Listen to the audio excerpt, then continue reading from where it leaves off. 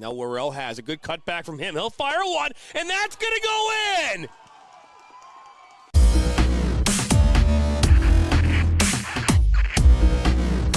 Are you looking to play at the next level? MSN is now offering player recruitment videos. We are excited to partner with you and your family in getting you to the next level. To learn more about our packages and what we offer, head over to the MichiganSoccerNetwork.com. Remember, your journey starts with a click. My dad and my grandfather are officials. I've grown up around officials and seeing how much they enjoy being part of the games. As a student athlete, I've always appreciated the people out there who are willing to give back to the kids. The Legacy program lets me officiate while I'm still in high school, working younger kids' games. Officiating gives me a better understanding of the game. I get to make some pretty good money for a high school kid, and I even get to spend some quality time with my dad. There's help wanted. Just whistle. Sacker down by the end line. Puts us across. Lose your eye! And just like that, 1-1. Now Elders may look to take a shot. He does, and he buries it! Steps up, and just like that, Reed Dennis comes up big. Lose your eye, 1-on-1. Lose your eye. Oh, he'll be taken down inside the box. Knocks back in. Nationals got it. Bicycle kick for a goal! Now Sacker. Sacker into the 18. Sacker shot. That goes off the goalkeeper's glove into the net. 2-1 here in the 32nd. This one played in. That's a good ball. That one goes in. And just like that, the Nationals now have a 1-0 lead. Walensky puts his far post. One-touch opportunity. And what a great goal that was. Joaquin Beatty of Ohio League. Look at that shot from Sevi Roy. My goodness, Sevi Roy with a left-footed banger.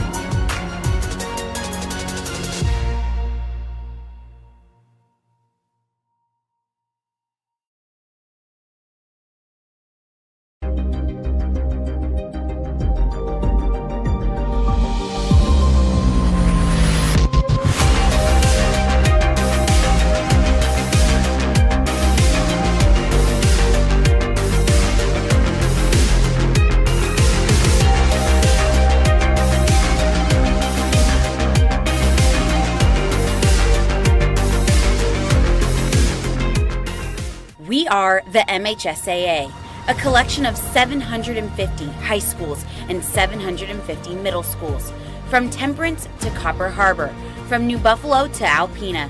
Each year, more than 250,000 students play one of our 28 sports. More than 1.5 million fans attend our postseason games. There are 30,000 coaches and 8,000 officials, not to mention all of the volunteers. The MHSAA believes in the 4 S's. School sports should be safe and kept in the appropriate scope. We believe nothing beats great sportsmanship, and that scholarship in the classroom is more important than excellence on the field or court. Most of all, we believe school sports should be fun. So come out and join us at a game. Support your school, support your community, and come see what the excitement is all about.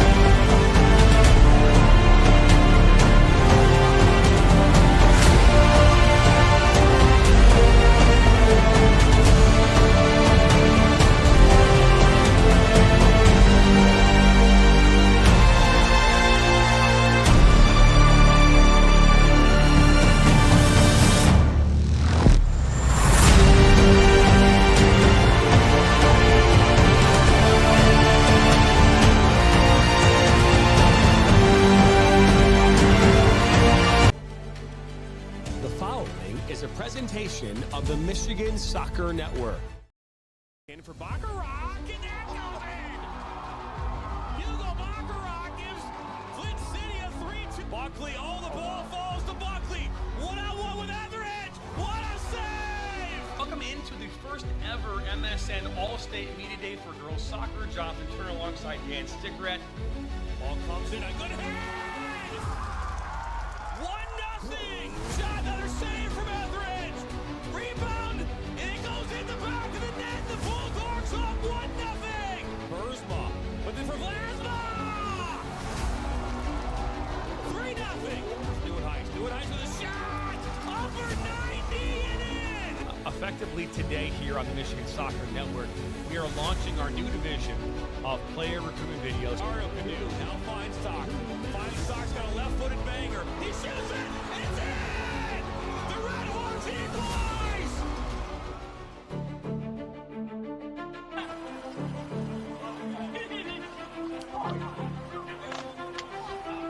And we are live. Welcome back in Michigan Soccer Network as we get ready for some more MHSAA soccer action. A D4 showdown today in the MIAC Blue Conference, a conference that right now is kind of a 4-team race towards the top as we wind our way towards the end of the 2024 season. It's Auburn Hills, Oakland Christian, and Plymouth Christian Academy. Nate Wangler alongside Dan Stickrat as we get ready for this one here today. Dan, we can start off with Oakland Christian, 7-5-1 overall, 2-2-1 in conference play. Patrick Reyes, their head coach, leading them again. It was a 2-2 draw with Allen Park Inner City Baptist.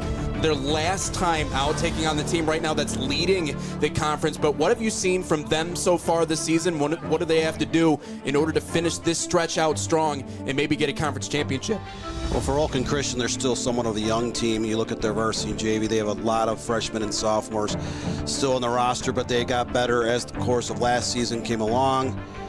This year they are playing much better. They are listed as honorable mention in the Division 4 rankings and starting to play better soccer here as this season moves along. And you look at Plymouth Christian, a lot like last year, they're a little bit inconsistent. They did beat Bloomfield Hills Roper a week and a half ago. Roper and Allen Park Inner City Baptist are right now the top two teams, only separated by a point in the standings.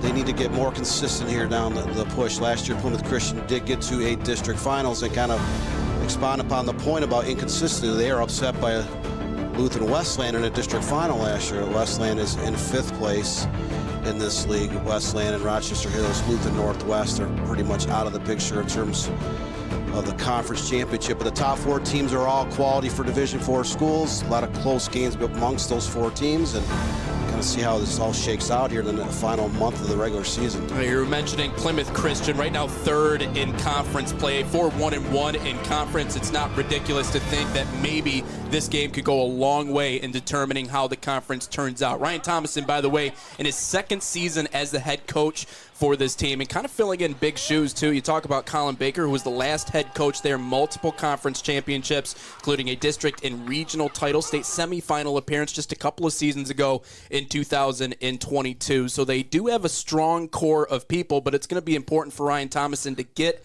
a clutch win in conference here today, continue what's been a good stretch, and really make that final push towards the end of the season. Yeah, the pleasure of covering this matchup in the girls' soccer season back in the middle of May.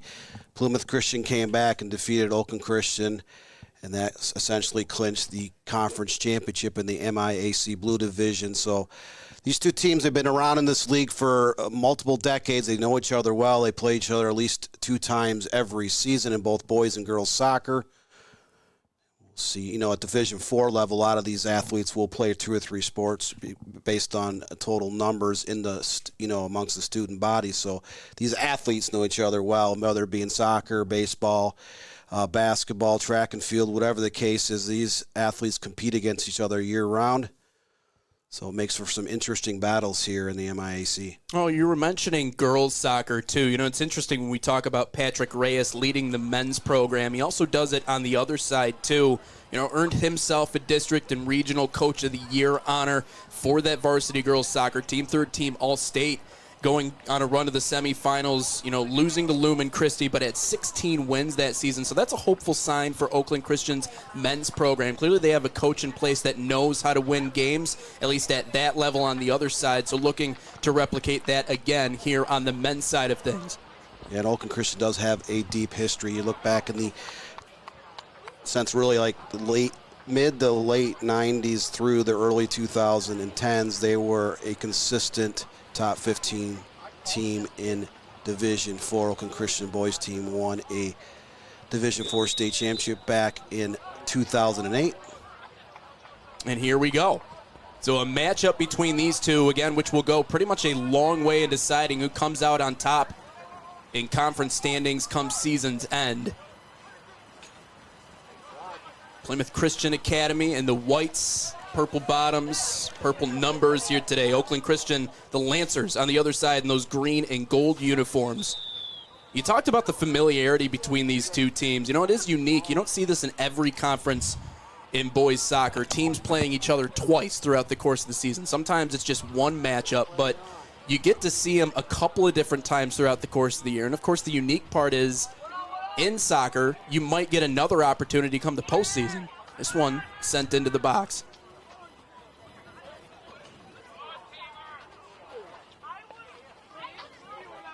Of course, the Lancers victorious in their first meeting 4-1 in this matchup between the two. Yeah, we have seen a shift in boys and girls soccer where a lot of leagues across the state. And again, there will be over 70 conference champions here come mid-October. They've kind of gone away from the home and away series. They opt to play each other just once to decide the conference winner. Or a lot of conferences will have a conference tournament where 50% is where you place in the regular season standings and then where you place in the conference championship. So obviously if you were to win the regular season and the tournament, you would be the overall champion. It's become very more popular in soccer. What a lot of coaches have stressed around the state in recent years is, especially if you're in a larger league with 8 or 9 schools, you have so many dates already locked up in terms of you have to play the same 7, 8, 9 schools over and over again. Doesn't afford you the right of playing very many non-conference matchups or weekend tournaments. So there's only 6 schools in the MIC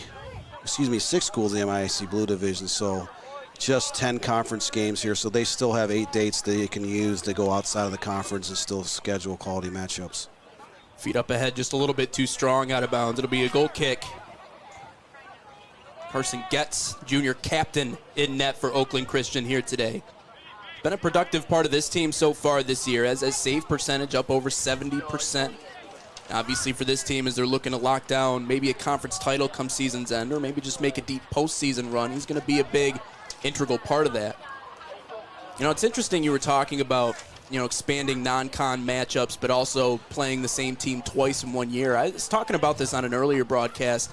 The value of games like this is the film that comes from it. You get an understanding from playing a team multiple times in 1 year exactly what to expect. And so that always makes the second matchup more interesting. Plymouth Christian working it into a good zone, but it's chipped back out towards midfield 3 minutes into this first half.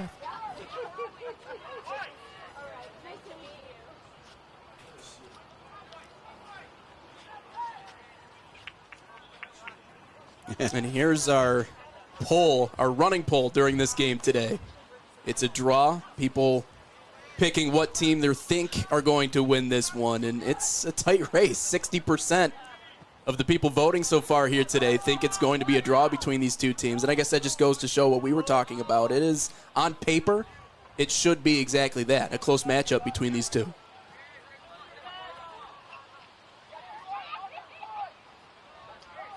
So as this game moves along, Oakland Christian is going to look for the foot of Tommy Seidel, one of their leading goal scorers here the last couple of years, to try to create some offense. And then Caden Whipple for Plymouth Christian Academy. He was an All-Stater last year and one of their top players again this season.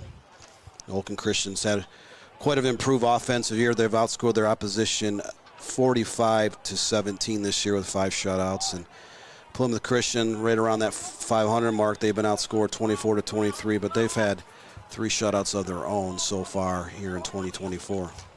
You know, it's interesting you talk about that with Oakland Christian. I think the offensive presence has certainly been felt, averaging over 3 goals a game to this point of the year. So they've been able to take a lot of stress off of Carson Getz in goal. This one lobbed back into their zone, approaching now 5 minutes into this first half. But averaging, as you talked about, a lot of shots on goal, over 21 per game. Pretty lopsided in terms of the opponents that they've played, but I guess the other side of that, too, is also a very disciplined brand of ball from what we've seen so far. Haven't had a whole lot of cards on the season, so for someone like Patrick Reyes looking for a clean slate every game, and his guys have responded. They've been able to play a clean, disciplined brand, now just looking to get a few big W's here towards the end.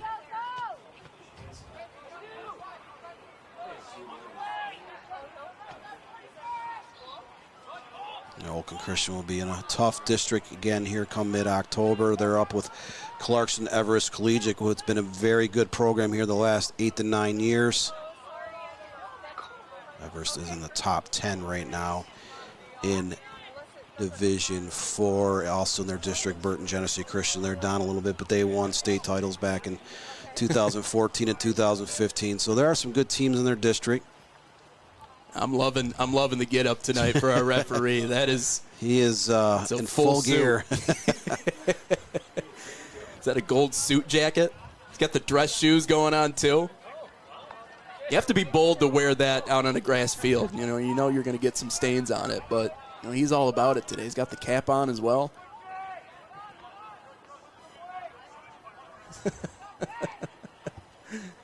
I mean, it is getting chillier outside. Not that much, though. This one loft on net, well outside the box, but it skirts wide of the post, so Getz will get a chance to boot it away. Good strike.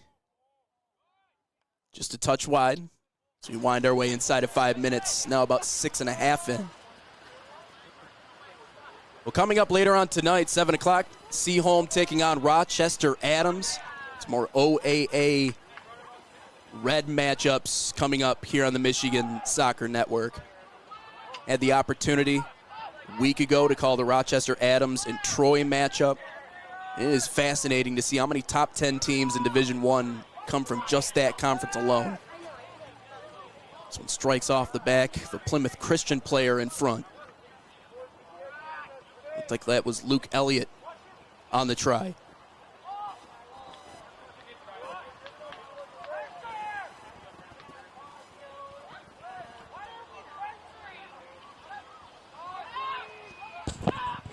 There's another drive. Knuckles its way through. Was Getz able to keep it in? Looks like he just rode the rail that time. Little toe tap along that baseline as he rolls it back out. 7:30 into this first half. But Dan, you've covered a lot of the OAA Red. You've written a lot about that conference over the course of not only this year but past seasons. It's been year after year that conference is just, I referred to it kind of jokingly, but also very serious about it being kind of like the SEC of boys soccer in the state of Michigan. Oakland Christian trying to generate something here. Quickly turned over the other direction as they flip it back towards midfield in a slow roll towards the Oakland Christian goal as Getz will go down and get it. But as you wind your way through the season, it's really anyone's guess who's going to come out on top. Yeah, the league, since it was formed back in 1994, it's proved to be one of the best leagues in the state, regardless, of what divisions those schools are coming from. And to give an example, back in 2022 on the girls' side, there were 6 of the 7 teams were ranked the whole season. This year, they've placed 5 teams into the top 15 at different points this season. There's 4 there right now, and they have 1 honorable mention. Even the teams at kind of the bottom part of the league are quality teams. Rochester's a young team. They're in 8th place right now, but you know what? They haven't lost a non-league game. They put up almost 40 goals against non-league competition, just to show you the strength is you have a young team on the book end of your conference. They're not like Rochester Adams and Troy Athens, and Oxford, Berkeley. These teams are very good. They have a chance to potentially go a long ways in the state tournament. I mean, the last 2 years, the OA Red has, had the Division I state champion. Neither of those teams actually won the conference championship during the regular season. Let's look at Patrick Reyes there on the sidelines. That last shot, Daniel Ermschler, sophomore for this team, does have 7 goals on this season. There you see honorable mention in Division IV, big part of that girls varsity soccer program.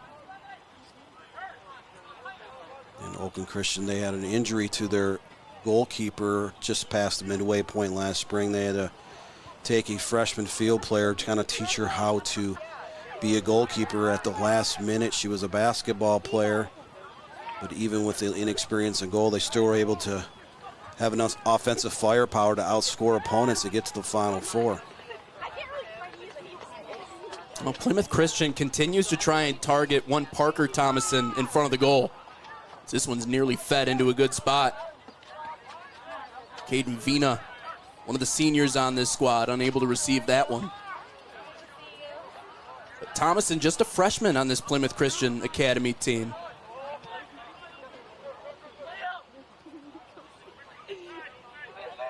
Can Oakland Christian create something?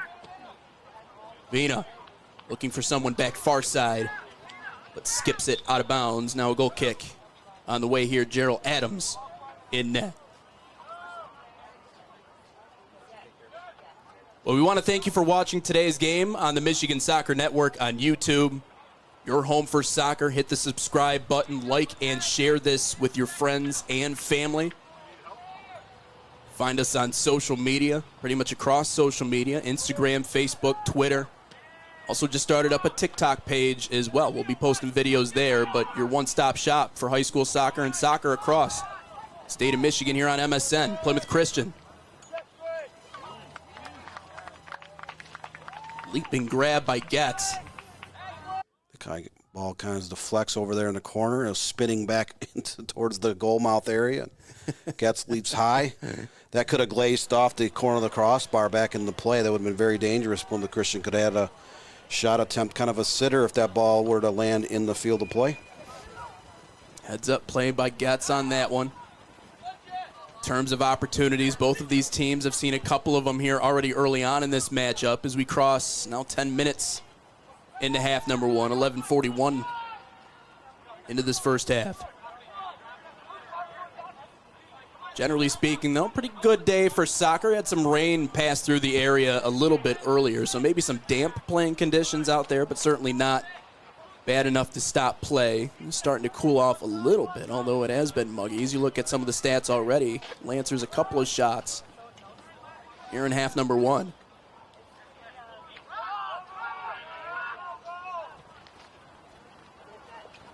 Plymouth Christian.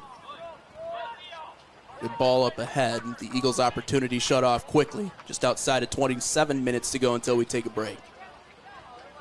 You're talking about Ryan Thomason a little bit earlier, though, Dan. You said you've had the opportunity to have some conversations with him.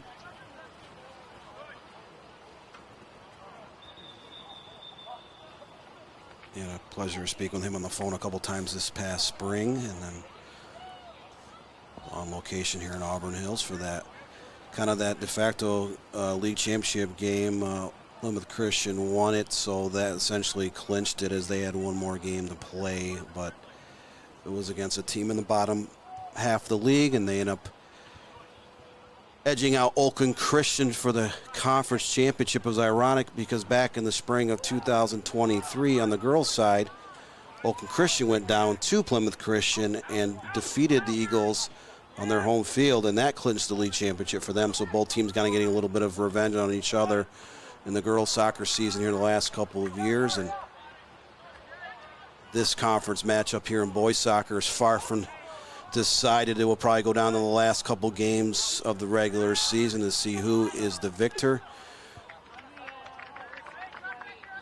That's what makes it great, right? That's what makes this conference so interesting because of those close matchups. Jarrell Adams, another freshman on this Plymouth Christian Academy team, in goal here today for the Eagles. Boots this one back out towards midfield. There's a lot of history in the MIAC. It dates back to the 1980s. This conference has been around for close to 40 years, and there's been a multitude of schools that have been to the regional finals, the Final Four, finished as a state champion or state runner-up. I had a long conversation back before Labor Day with Ed Sack. He's a longtime coach over at Bloom Hills, Roper, and we talked about the history. Now, we said overall the conference might not be as deep as it has been in other years, but there's still some very competitive matches. There's still some very good players. And part of that is sometimes at a smaller school, if you have a really, really good player, it might be a Division I or Division II recruit, with the way the MLS Next Academy is set up, sometimes those kids won't play for you for 4 years. You may never see them at a Division IV level. But sometimes you do get those kids, and when you do, it can have a huge effect. Getz, fighting his way through the contact to keep it out of the goal. Here's another look at this one. Hit a couple of different heads. Getz had to try to get a jump on it. And tries to one-hand it. Gets knocked on his back. Fighting over Jonah Noel. Fortunately keeps this a 0-0 tie. But as you were saying, I guess that's the ultimate struggle in high school sports right now is retaining a lot of the talent you get. You know, we have the transfer portal in college now, but it almost feels like in a minor way, maybe not in an official capacity, but in some ways you still kind of have something like that at the high school level as well. Now, we have had quite a few high school seniors opt to play high school ball all over the state of Michigan this year. Some of those players are very good. They're Division I, Division II commits or recruits. Maybe some of them have never played high school before, but I've had a pleasure of talking to a couple of them here in the last few weeks, and they've said that one thing they've missed was they've been so tied up with high-level clubs traveling across the country really since the 7th and 8th grade. They haven't really played together on the same roster for so long. They won one season with their classmates. Just down the road, a couple miles away, Rochester Adams, they brought back 5 MLS Next players, all Division I recruits or commits. All wanted to try to help Adams win a state championship, and Adams already brought back a very solid core of student athletes.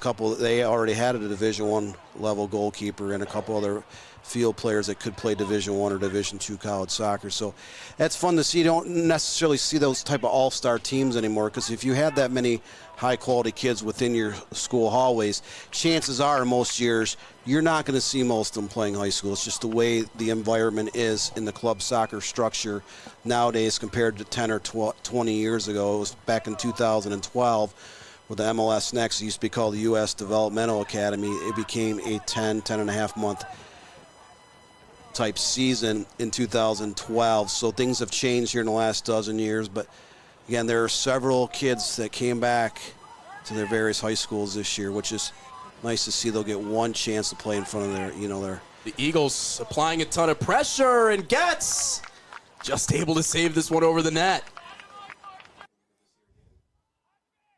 Couple of different opportunities. Getz fortunately able to punch that one up and over. Liam Garrett was the one, took the initial shot, got it back. Rebound opportunity was denied, and that'll lead to another corner kick here in favor of the Eagles. So third corner kick of the match coming up for Plymouth Christian. Hussner. Back to him. Lobs one again in that direction. In a deflection that goes out of bounds. Leonardo Lavingi was the one there that tried it. Ended up deflecting off his foot and out of bounds, approaching halfway into this first half. What seems like more opportunities right now on the side of Plymouth Christian, kind of putting Oakland Christian back on their heels a little bit. And once again, here numbers going the other way.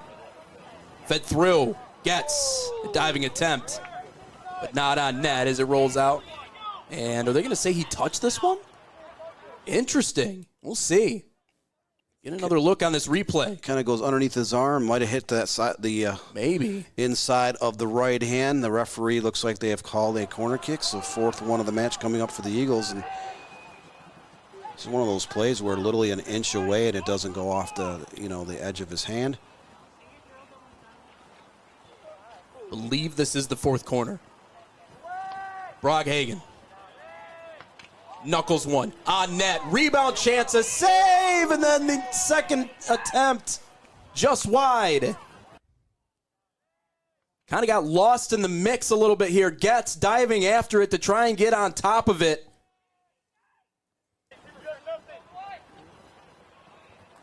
Bounced out onto the leg of Brock Bushy, and he just misses the post. So 2 on target already in this game here for Plymouth Christian, and nearly broke our scoreless tie there. Look at some of our live match stats so far. 6 shots, couple of targets for the Lancers, but Dan, at least to this point of the game, it seems like the goaltender for Oakland Christian, Carson Getz, captain on this team, has had his hands full. Been very active, kind of patrolling that box. He's corralled a couple of crosses and balls kind of bouncing around the goal mouth area. And that's where it can get kind of scary when that ball is just, you know, skipping around. Maybe a shot goes off a defender. You never know where that ball is going to land. It might be a player at one of the posts that can just tap in a sitter from close range. And sometimes, you know, the eyes are bigger than the stomach, so to speak, where you get that loose ball and you kick it 30 yards over the goal post as well. It's true. You're back in the defensive zone for Oakland Christian. Now officially inside of 20 minutes to go until the end of this first half, 19:45. Talking about Ryan Thomason, though, head coach of this Plymouth Christian team, into his 2nd year with this program. A little bit of unfinished business from their 2023 campaign. Little rainbow pass back towards midfield, picked up there. Tommy Seidel. Eagles take it right back here, but had an otherwise pretty solid regular season in 2023. Did Plymouth Christian, 6-5-6 overall. Finished 3rd in the blue, but things didn't end ideally. Won their opening match in the playoffs versus Gabriel Richard 2-1, then fell to Lutheran Westland, who, by the way, finished last in the conference during the regular season. Almost a turnover in a good spot that time for Oakland Christian. But it just goes to show, you know, despite how you might do in the regular season, you get a lot of experience, a lot of face time with the teams that you're playing. There's always a chance for a late upset and an opportunity to move on. This one stops right along that baseline as Getz will go over and pick it up, get ready to boot it away. So you have to imagine there's still that kind of foul taste in the mouth of Plymouth Christian as they continue to work their way through this 2024 season. There's our live poll yet again. So still the majority of people thinking this one's going to be a draw. They would love their shot of redemption here come mid-October. You're talking about the ranking show a little bit earlier, though. You guys did that just the other day. You got the chance to look around Division 4, and obviously you've released your number 1 selections, but talk about both of these 2 teams here. I believe it was Plymouth Christian who got an honorable mention look, or Oakland Christian that got an honorable mention look.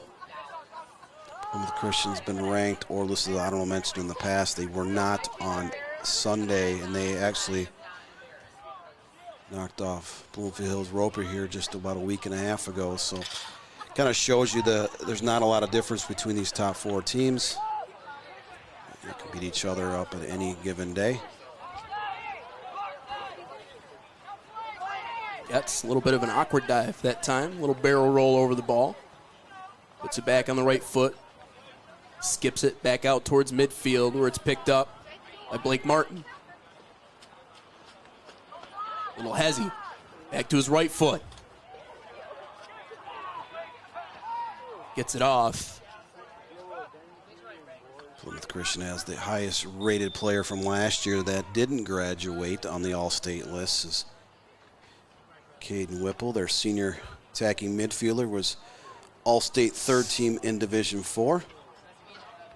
Blake Martin, by the way, very quickly up gingerly after that last play. Clock continuing to roll here at 16:27, so it looks like he's going to stay in the game here for the Lancers. Plymouth Christian also returned Mac McDonald this season, who I don't mention all-state. He's a senior center back. And a lot of the all-state players in this conference did graduate. There was more than a dozen all-staters between 1st, 2nd, and 3rd team honorable mention that called the MHSAA Blue Division their home. That just creates more opportunity for some of these younger players who, you know, as you watch boys soccer, a lot of times, you know, ninth graders may or may not make a varsity lineup. A lot of times they don't because it might not be a skill set. It just might be a size where, especially at a larger school where, hey, you could be. Here's a breakaway chance. Lavinge scores it. 1-0 lead for the Eagles.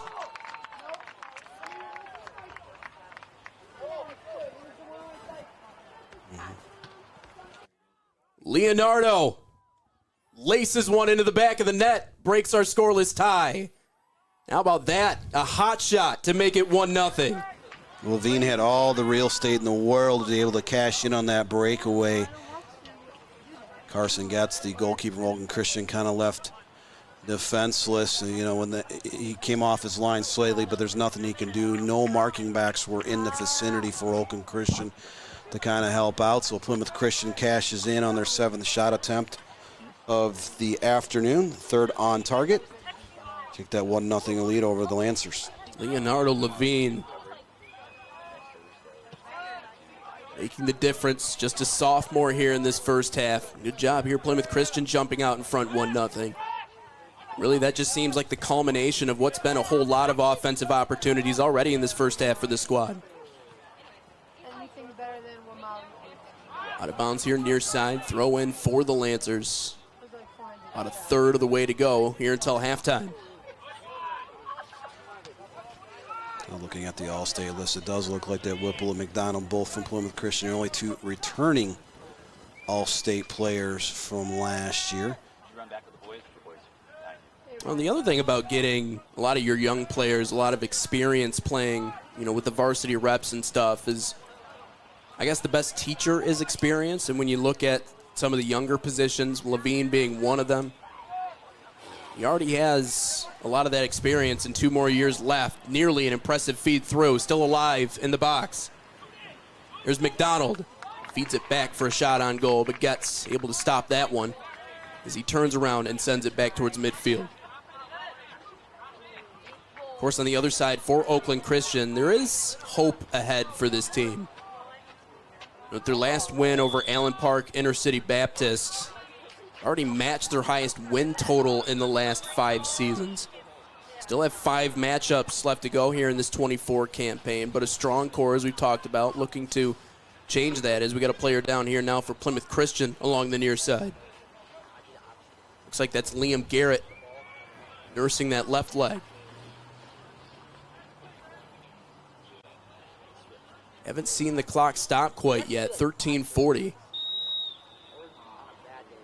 The referee just deciding to signal for clock stoppage. Looked like close to 20-25 seconds, kind of ran off that clock before the referee officially halted time. That's Juan Chacon Beltran, by the way. Here's another look at this goal by Levine. I mean, nothing but space in front of him. Credit to Getz for trying to close the distance a little bit, make himself big, but on the other side, that's as easy as a chance as you're going to get, unattended towards the net. And in a matchup like this, and a close matchup too, Dan, the importance of goal number 1 really can't be understated. It allows you to kind of dictate the flow of the game moving forward, and at least we can talk about in the first half so far, generally speaking, the flow has already been dictated majority by this Plymouth Christian team. There's you get a look at Chacon Beltran getting aided off the field. You know, scoring first can give you a little bit of momentum, but as anyone that's around our beautiful game of soccer knows, sometimes that 1 or 2 goal lead are the toughest to protect, because all it takes, especially in a tournament setting, a conference tournament, a state tournament, whatever the case may be, where a team could be down 2-0 with 15 minutes left, they tuck one in the back of the net, all of a sudden the momentum switches, and the other team comes back and scores 2 more times and comes back from a 2-hole to win 3-2. So I've seen that time and time again in the game of soccer, where sometimes those narrow leads are very difficult to protect. You don't want to rest on your laurels in terms of getting an advantage.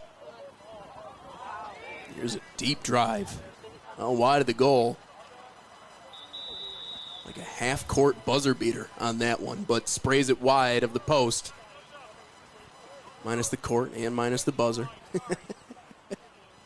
Want to give a shout out, by the way, Dan Stickrat doing this game with me today. Jonathan Turner on the ones and twos, producing this ball game. It is a busy day here on the Michigan Soccer Network. Talked about the OAA Red matchup coming up later between Adams and Seaholm. 7 p.m. between those two teams. Gets another awkward slide down to get that one just across 27 minutes in a half number one. A little bit of a wrong graphic. It happens.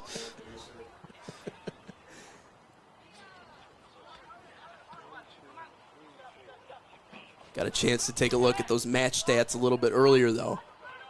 Plymouth Christian trying to flip the script on what's, in some cases, been an offensive juggernaut in Oakland Christian, as that one soars its way over the net. Tommy Seidel, one of 3 captains. Back to the left foot, just fires it a little bit too high. He found just enough real estate to kind of uncork a shot with the left-footing bender. Just a bit high. It's just the second shot attempt of the afternoon for the Lancers as they're trying to claw back from a 1-0 deficit, kind of generate a little bit of offense. And early in the game, they're playing some nice possession ball, but Plymouth Christian in the last 10 to 12 minutes has really picked up the pace. And that hard work was rewarded with that first goal off the breakaway. Looking to push it out wide here, maybe a cross. And it'll result in a corner. Timmy Mayer. And here's a look at our match stats so far in this game. And Dan, kind of like what we were talking about, majority, pretty much all the offensive opportunities on the side of Plymouth Christian. Now Oakland Christian getting a chance for a corner here. Down 1-0, just outside of 10 minutes. On goal. Into a host of bodies, and thankfully, for the Eagles cleared away momentarily. The body kind of snuck over onto the left side, but no one near the far post making a run for Oakland Christian as the Eagles escape peril on that corner kick. Rod Hagen, the one that stepped in and cleared it away. And of course, on the other side, you want to be aggressive if you're Oakland Christian. That's worked out for them a lot this season, but you don't want to leave yourself vulnerable on the defensive side as there's a swing and a miss. Rolls out of bounds goal kick here for Oakland Christian just outside of 10 minutes to go. Well, hey, soccer players, coaches, and parents, did you know that MSN offers player highlight videos? That's right, we can take your current highlights or come out and record them for you and put them into a video that showcases your skills to get you to that next level. Learn more, MichiganSoccerNetwork.com. Do they make highlight videos for sports broadcasters too? You do? Okay.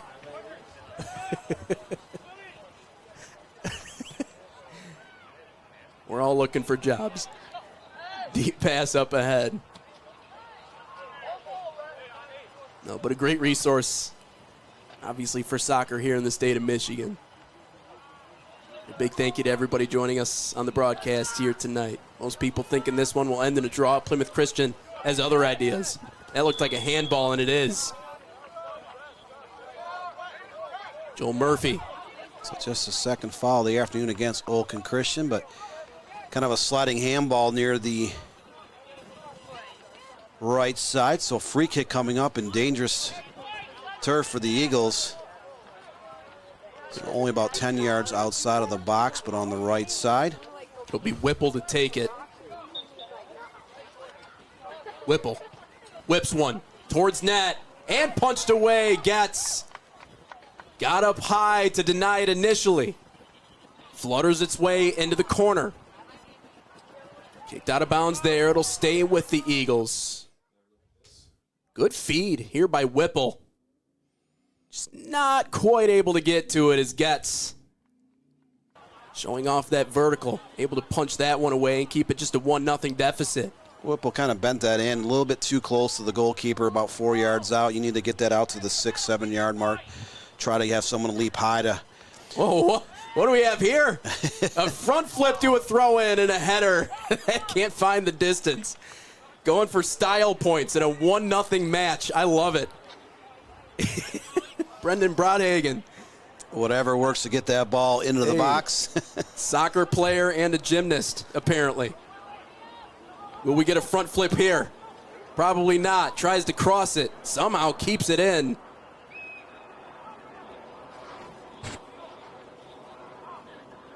Now he'll take another charge as now this one is quickly cleared away. Plymouth Christian keeping up that pressure, though. Inside of 8 minutes, 7:57. There it is again. I don't know if he got as much on it as he wanted it to, but, you know, still got a header on goals, so I don't know how Coach feels about that, but, you know, never a bad time to go for style points.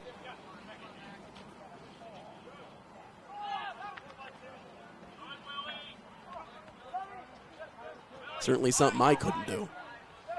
Can you do a front flip, something I definitely could not do. Here's a feed. Maybe 35 years ago, but not right now. Good spot. I believe Sendry that time was offsides. He was ruled offsides. So ball back to Plymouth Christian as we wind our way towards the final moments in this first half.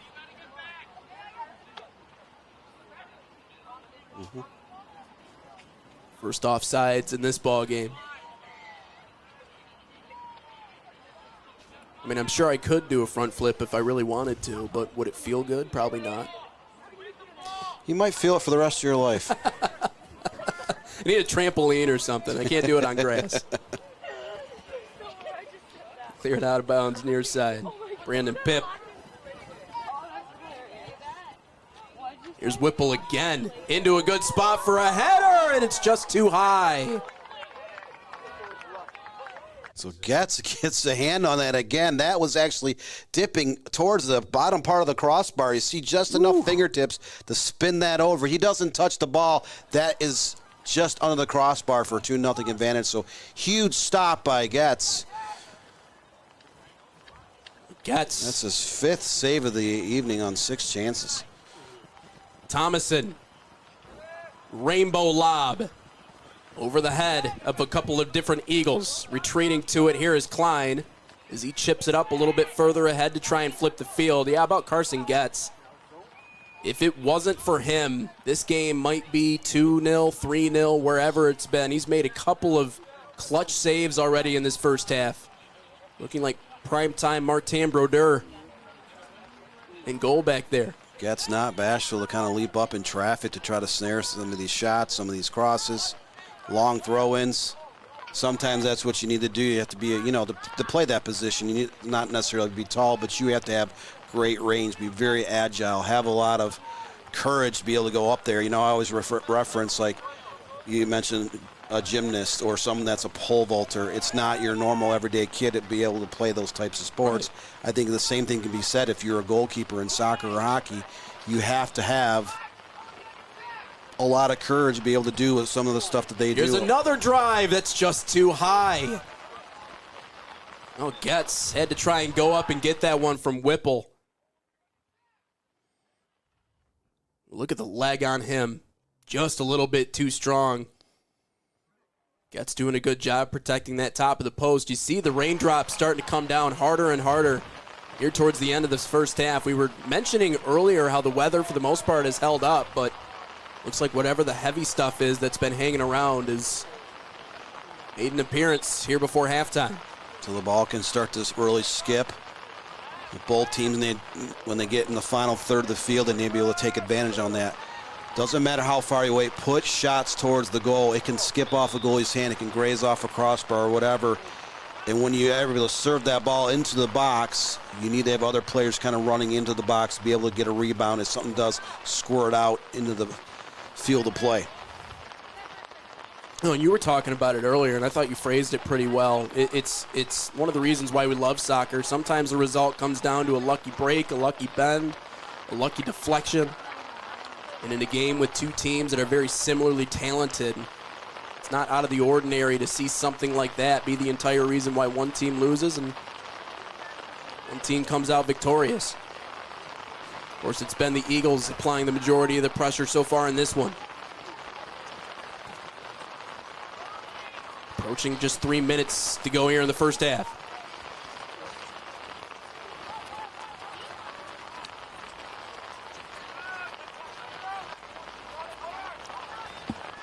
But as we wind our way towards halftime, any takeaways from you in particular watching these two teams?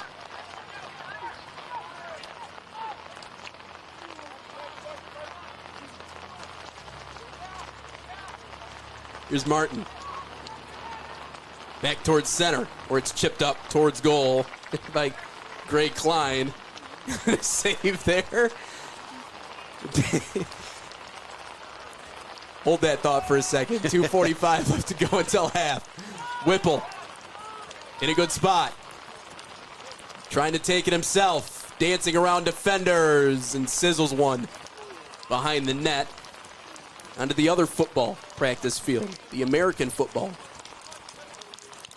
37-30 into this first half. Just 2.5 to go until the end of half number one. My question was your impressions from these two here in half number one.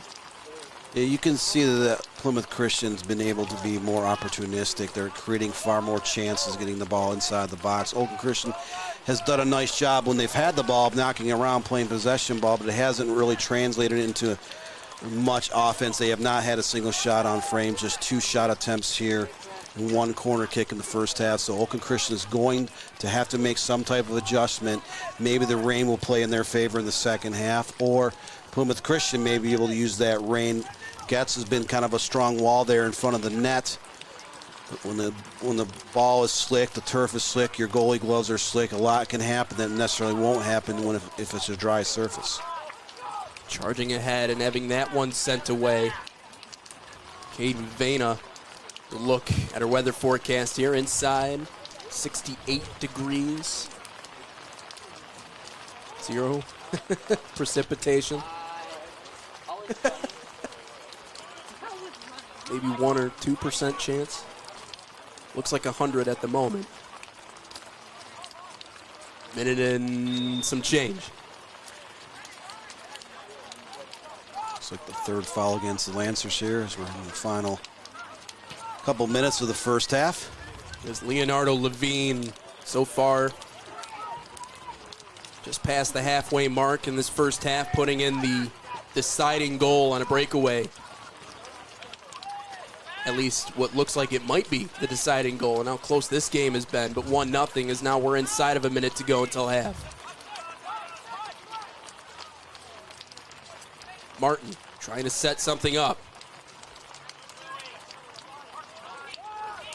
Give all the credit in the world to Plymouth Christian. They've been able to shut things down on the defensive side. It's allowed these attackers to play aggressive up front and create all the opportunities they've seen. Of course, you got to give Carson Getz a little bit of credit too. Keeping this just a 1-0 lead as we go into half. Still anybody's game. As you were talking about earlier with those deflections and all that weird stuff that can tend to happen. And of course, the rain adding a more unique layer to that on top of it. Final seconds bleed away, and that's the end of half number one. So a close ball game between these two in this MIAC Blue Conference Showdown. Plymouth Christian generating the majority of chances, and they claim that 1-0 lead going into half. Leonardo Levine in the 24th minute of that first half, making it a 1-0 lead, and that's how we stand going into half. We'll bring you back in a little bit. Should be an exciting half number two as the rain continues to fall. Obviously, between these two teams, similarly talented, should be an exciting race to the finish in that final 40. We'll take a step aside here on the Michigan Soccer Network, then we'll bring you back for half number two to get a look at Levine putting the Eagles on top as we go to half here on the Michigan Soccer Network.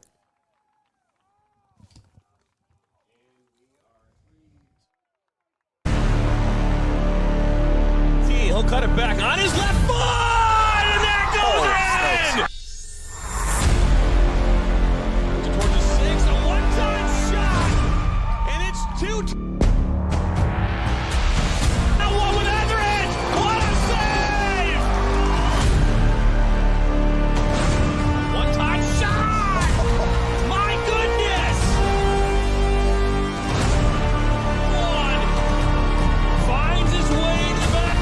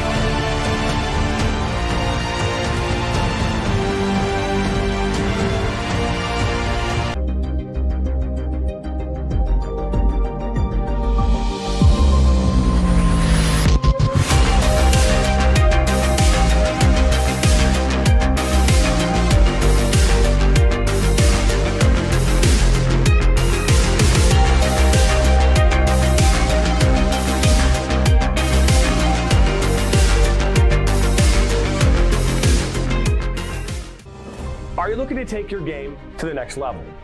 Did you know that MSN is now offering player recruitment videos?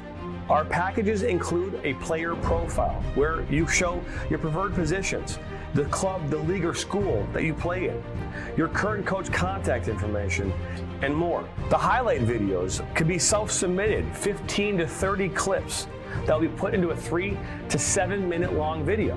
Video review of your Huddle, VO, or other platforms that you might have video on, as well as for an additional charge, MSN can come out and film games for you to create those clips. Our coach evaluation process, which is also an additional charge, where we have college coaches from various levels across the United States that will review your game film and provide feedback on how to improve that film, as well as also evaluating your play and what you can improve on. To learn more about our packages and what we offer, head over to the MichiganSoccerNetwork.com. Remember, your journey starts with a click. I'm a husband. I'm a father. I'm a sister. I'm a son. I'm a brother. I'm a daughter. I'm a sister. I'm a referee. I'm a referee. I am a referee. I'm a referee.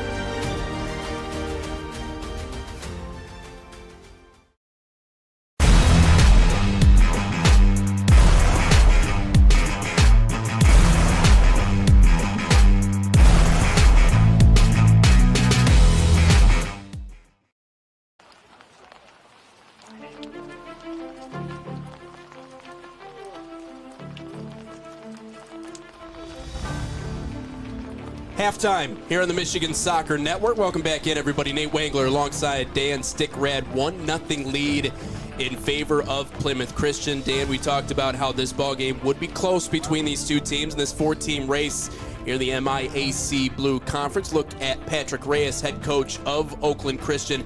Give you a look at some of the highlights. Really one big highlight from that first half, Leonardo Levine on a breakaway opportunity, netting one to put the Eagles out in front 1-0. It wasn't the only chance, though. Whipple whipped one on net.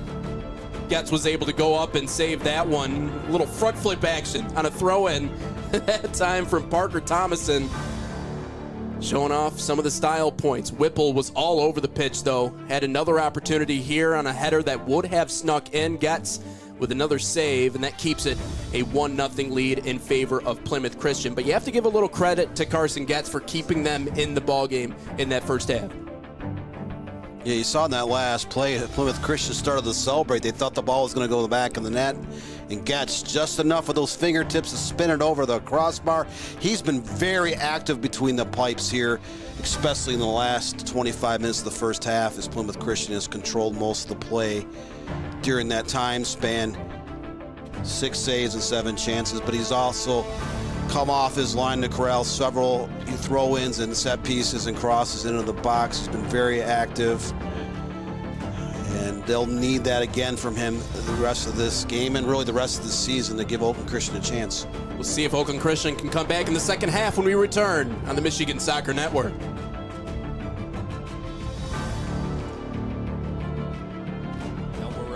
Good cutback from him. He'll fire one, and that's going to go in!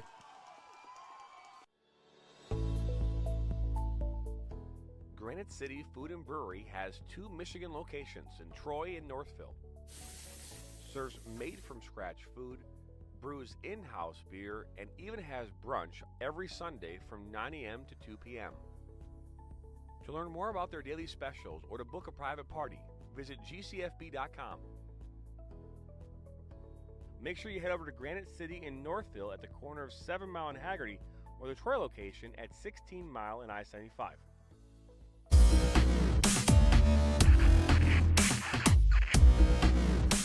Are you looking to play at the next level? MSN is now offering player recruitment videos. We are excited to partner with you and your family in getting you to the next level. To learn more about our packages and what we offer, head over to the MichiganSoccerNetwork.com. Remember, your journey starts with a click. All 1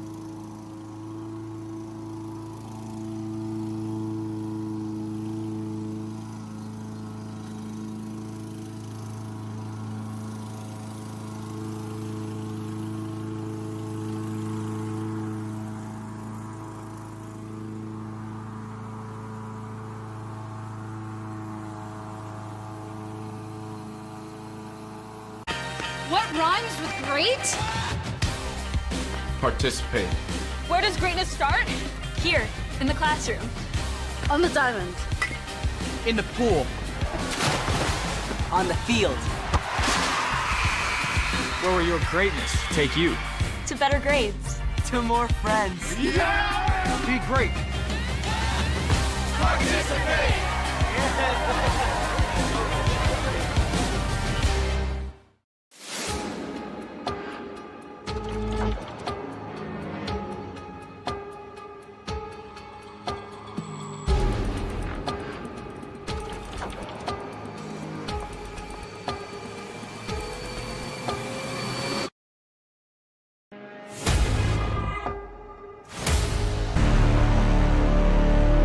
He'll cut it back on his left foot, and that goes in!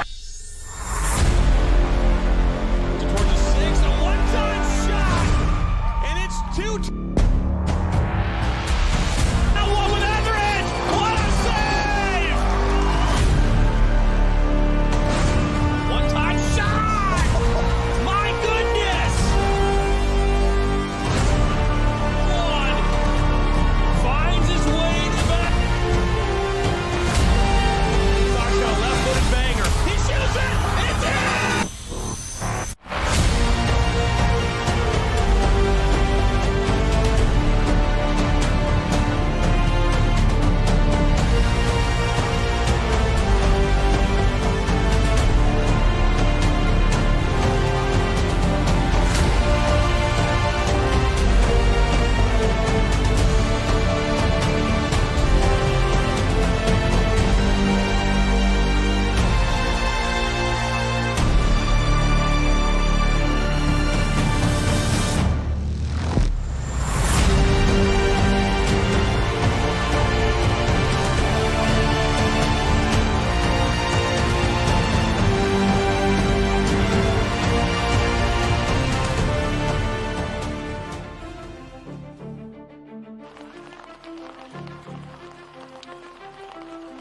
Second half just about ready to take off here on the Michigan Soccer Network. MHSAA Blue Action Division 4 in a game that could go a long way towards determining exactly who comes out on top in this conference. Just a 1-0 lead, but as our good friend Dan Stickrat was talking about, one bad deflection, one lucky bounce is all it takes, especially on a day like today as we see the raindrops continue to fall as we get set for half number 2. Welcome back in, everybody. Oakland Christian, the site. It'll be Oakland Christian to kick it off to begin half number 2. But from what you saw in that first half, what do the Lancers need to do to get back out in front? You look at Levine here on that breakaway opportunity in the first. That is the difference in this game so far. But what does the team in green need to do to get back into it? Well, you saw, especially in the first 15 minutes, they were able to move the ball around into space. They did a good job there. They weren't testing the goalkeeper. And sometimes it doesn't necessarily have to be a great shot. Just put something on, test the goalkeeper, because especially on a rainy day like this, that ball can skip anywhere, and it just takes one opportunity to get yourself back into a match. Whipple, good shot on net, right out of the gate, right into the chest of Getz. 7th save of the afternoon for Getz. We talked about him multiple times in that first half, very active, kind of patrolling his box. That was right on the numbers, but Getz has been very solid in this game. Oakland Christian, they only had 2 shot attempts and 1 corner kick, unable to put anything on target. So they'll need to do a better job of trying to create some more offense in that final third of the field to kind of, test the goalkeeper, test that Plymouth Christian defense, see what kind of havoc you can wreak on their back line to create a chance or two. That's all it takes is one to get back into this game. It might just take one here for Plymouth Christian to create that level of comfort that they need to be able to cruise the rest of the way. Good defensive stand. Ermschler checking in on the tackle. Plymouth Christian does have, Oakland Christian does have it in. They outscored the opposition. Towards net. Jarrell Adams, who hasn't been tested much today. First save of the afternoon for Adams, the freshman.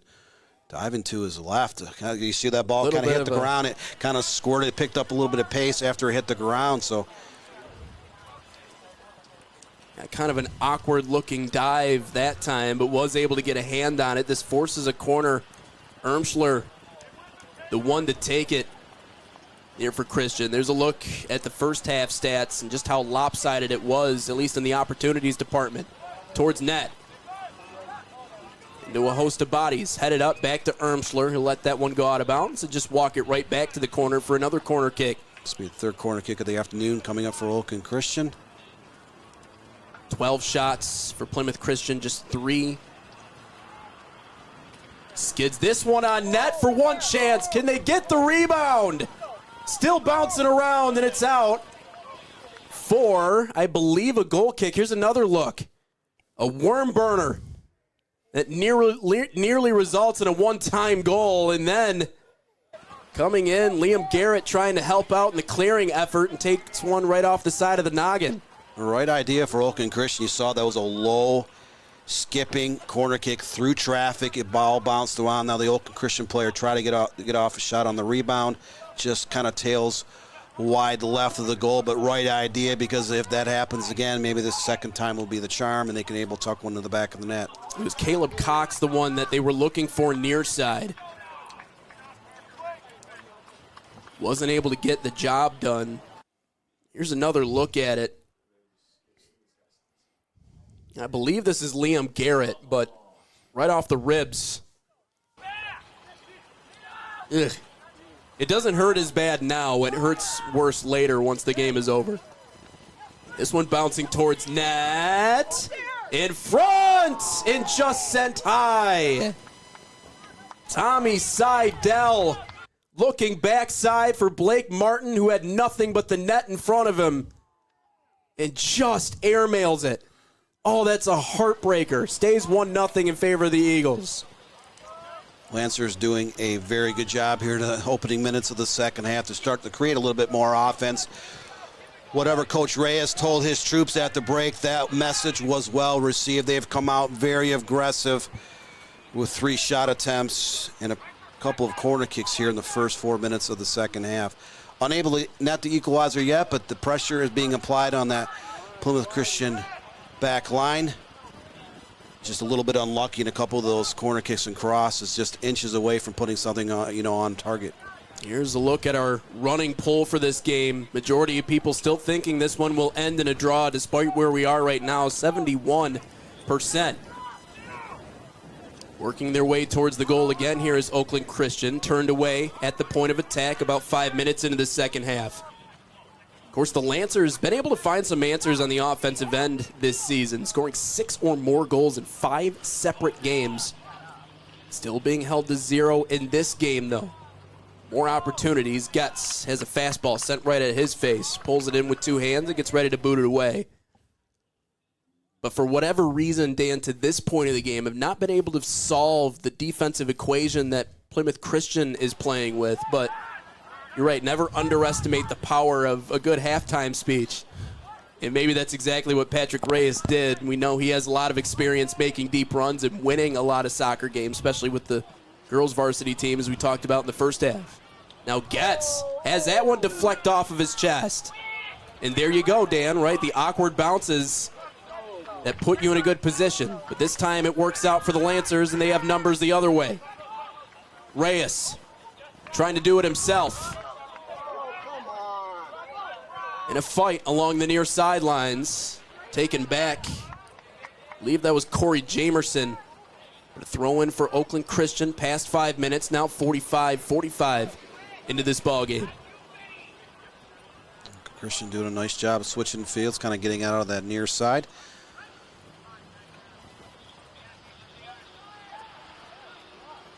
Maybe a chance here, good cut.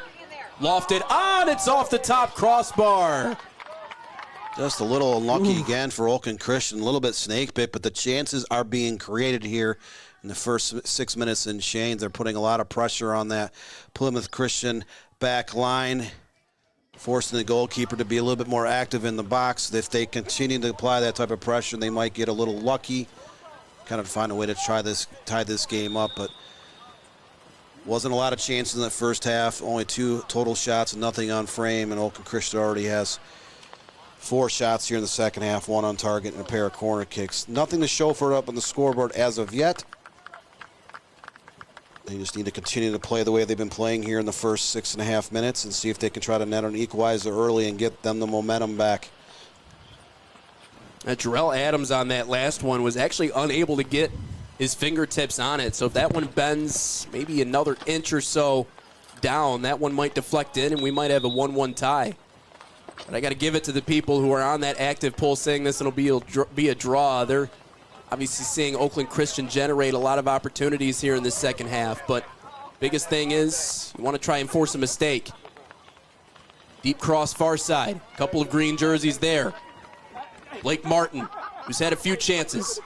Back to his right, and he's shut off. Tamer Debus, who has just been a menace on the defensive side for the Eagles tonight. Using his physicality and his size to be able to steal away a lot of those balls in good spots. This one rolls out. Now Jarrell Adams will get a chance to boot it away unless they decide to play it short. Plymouth Christian does have a little bit of size on that back line. The other thing is with Adams, to look at some of those match stats again, with him not being as active in the first half, that kind of creates a situation where you almost wonder if he's a little rusty in half number 2. That also highlights the importance of continuing to send shots on.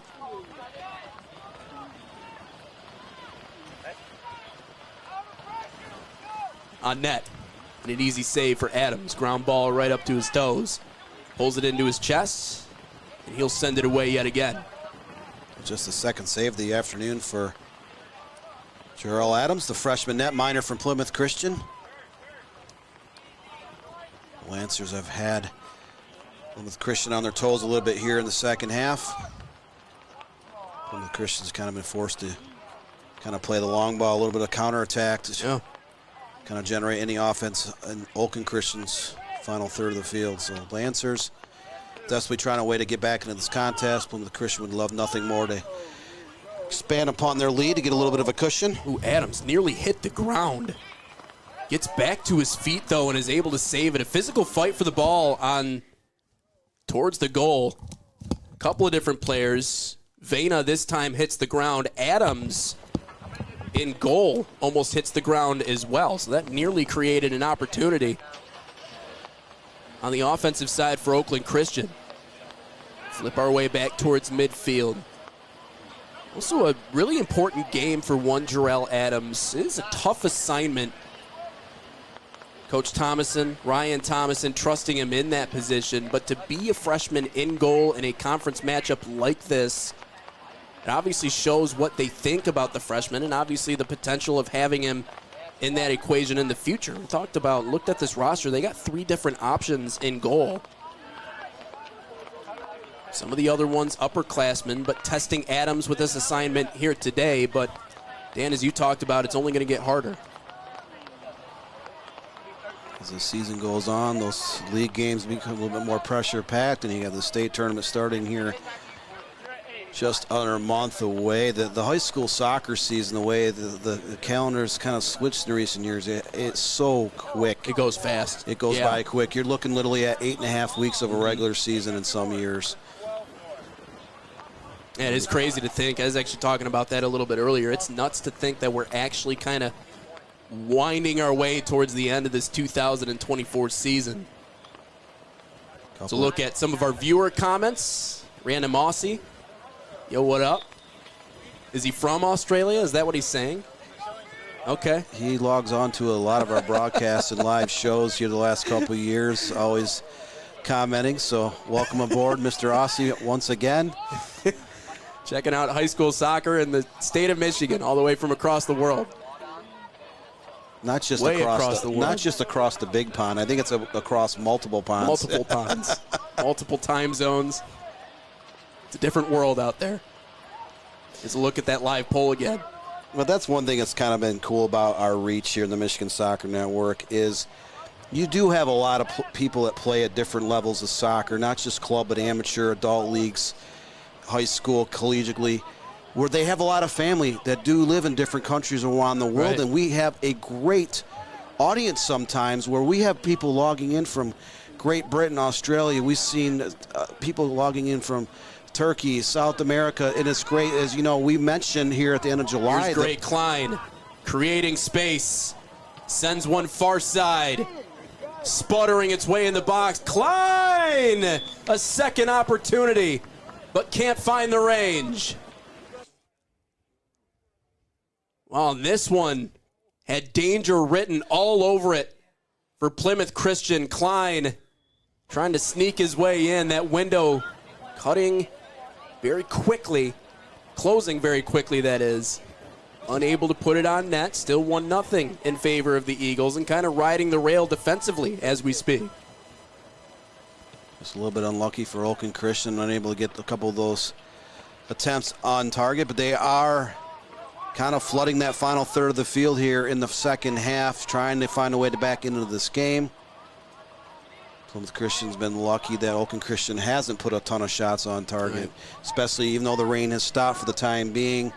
It stopped right around the time the second half began, but that field is still a little bit wet. The ball's a little bit wet, and we could have some more showers here later in the contest. Whipple. Or rather, it looks like that was Chacon Beltran. Denied along that baseline. Murphy, the one sliding in to deny it. So a corner kick coming up here for Plymouth Christian. We saw Chacon Beltran getting taken off in that first half. Now gets the corner here up 1-0. A fastball towards net. Feeds its way through a host of bodies. Ball skipped through a goal mouth area with over 15 players in the box. Doesn't touch a single soul as Oakland Christian escapes danger on that corner. That was the 6th corner kick of this game for Plymouth Christian. First one here in the second half. So that goes to show you Oakland Christian's been able to batten down the hatches, at least through these first moments in the second half. Look at some of their stats from this game so far. Slide tackle and a beauty on the far side. It's been somewhat of a clean game. That first foul against Plymouth Christian, just the first foul the entire second half for either side, has been a clean game. There are only 6 combined fouls over the first 40 minutes of play. And with the importance of this game, obviously top of mind is making sure everybody stays in, stays healthy. Of course, a really important stretch here towards the end of the season. Now, it's interesting, though. Wanted to say thank you yet again to anybody joining us here on the Michigan Soccer Network. You were talking about the international representation on our page sometimes. You know, I was doing a Holland game not long ago. They were taking on Forest Hills Central, and they call themselves Los Dutch. They are the Dutch over in Holland. But it's interesting, that was kind of coined as a rallying cry for that team because a lot of international representation on that squad. But if there is one international language, you feel like the game of soccer is that. And obviously growing leaps and bounds at the youth level in the United States. And with that, a lot of players from the U.S. going over and representing internationally, but it is a game that's always been big in the world. But that influence kind of spilling over into the United States now more and more year after year. Now you can see it at all levels of soccer where you have more and more levels of club. There's all these amateur and semi-pro teams. It keeps expanding each and every spring and summer. We have over 520 high schools in the state of Michigan have boys soccer teams. The number of conferences that offer a league schedule is over 70. So you just look at that just in the state of Michigan. Reyes, a header off the one-timer. Sorry to interrupt you. Adams makes the save. Still 1-0 in favor of the Eagles inside of 15 minutes. As you were saying. But yeah, you've just seen the growth, and you know, Michigan is such a melting pot. And what I say by that, there are so many nationalities represented on these clubs, college teams, high school, whatever the case may be, where some of these, I've had coaches tell me they'll have 12, 15 different nationalities on a high school team just within one high school. So you can see that kind of influence where people have moved over here. A lot of these people, soccer is their sport of choice. And, you know, in the U.S., kids grow up here where there are so many more options in a lot of other countries where you look at some of these high schools, the bigger schools, they'll have 25, 30 different sports to choose from over the course of a 9.5-month school year. But that kind of takes me to the next thing. We mentioned at the end of July at a Flint City Bucks game that, you know, our parent company, the Premier Media Group, is working feverishly to launch the National Soccer Network. We've seen some of the promo videos here in the last 6 weeks on our broadcast. We're working tirelessly behind the scenes. I know Jonathan Turner, our broadcast director, and some of our partners that have guided us along the way. Jonathan Turner has been working night and day to try to get that launched, along with helping run this growing, expanding Michigan Soccer Network. So we are going to have a great things to offer here, not just our platform here in the state of Michigan, but in a lot of other states we're going to be adding here, especially over the next year or two, where we'll be able to deliver the same type of coverage as people have grown accustomed to in the last 3 years across the state of Michigan. Nearly a handball there near side. Physical play starting to pick up. How about this? Rolled towards the net. Vena trying to work his way around a couple of white shirts.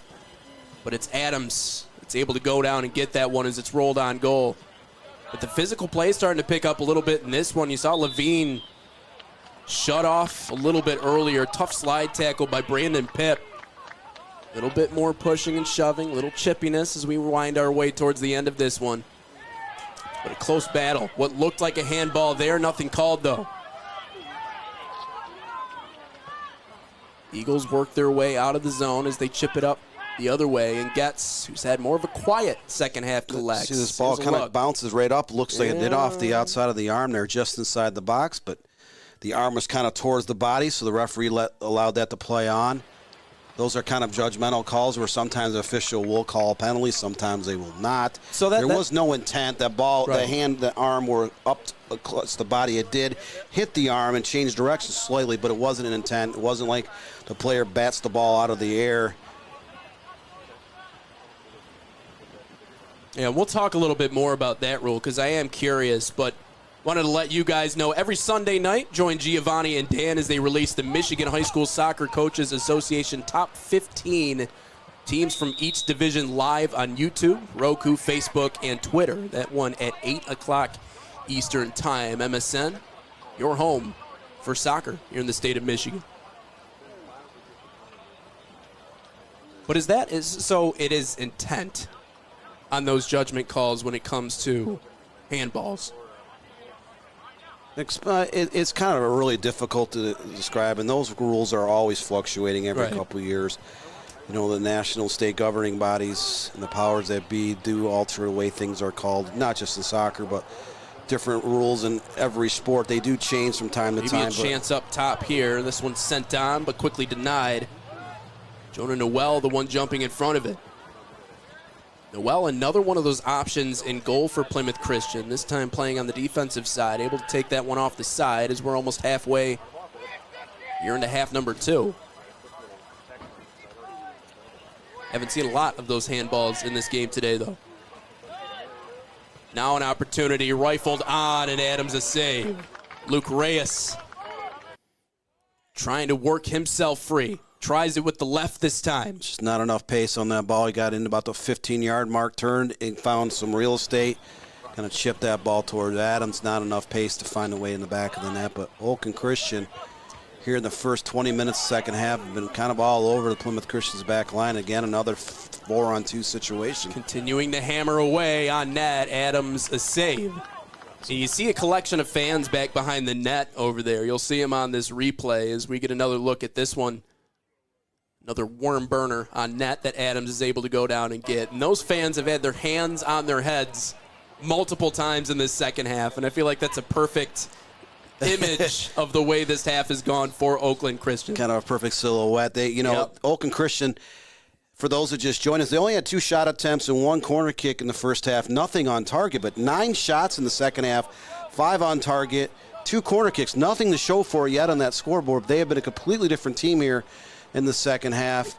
It's Patrick Reyes delivered a strong message. The only thing that hasn't gone right for Oakland Christian second half, they've just been unable to find a little bit of luck and put something in the back of the net.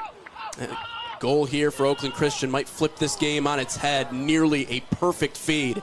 Still free in the box, and Adams able to get to it. Tommy Seidel leading the charge on the offensive side. They couldn't find him. We are now inside of 20 minutes to play until the end of this one. Kind of what you were expecting, too, with two offenses that seemed like they've figured out a lot of answers coming into this matchup, kind of canceling each other out in this game. Turnover at a good spot. Whipple with the left, and it's 2-0.